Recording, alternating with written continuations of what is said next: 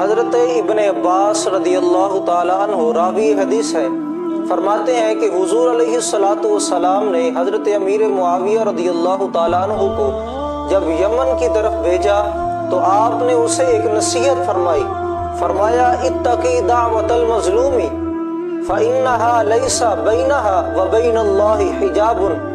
فرمایا کہ اے امیر معاویہ، مظلوم کی بد دعا سے بچے رہنا، کیونکہ اس بد دعا کو اللہ تعالیٰ تک پہنچنے کے لیے کوئی رکاوٹ نہیں ہے۔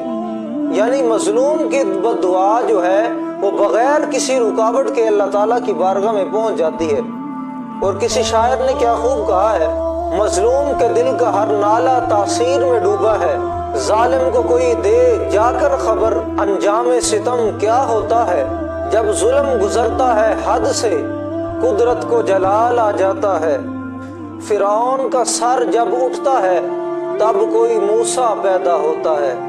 کیونکہ میرے مصطفیٰ نے فرمایا کہ پوری دنیا کے مسلمان ایک جسم کی مانند ہیں، اور فرمایا مثل المؤمنین فی توادہم وتعاطفہم وتراحمہم۔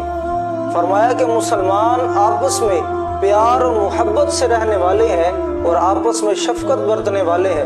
اگر جسم کے کسی ایک حصے کو تکلیف پہنچتی ہے تو اس وقت پورے کا پورا جسم اضطراب کے اندر آ جاتا ہے۔ جس طرح ہمارے ایک ہاتھ کے اوپر جب چوٹ لگ جاتی ہے، چوٹ تو ہاتھ پر لگتی ہے لیکن ہمارا پورا کا پورا جسم جو ہے وہ اضطراب کے اندر آ جاتا ہے۔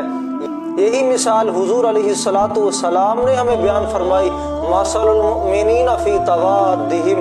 فرمایا کہ تم مسلمان آپس میں بھائی بھائی ہو، شفقت برتنے والے ہو۔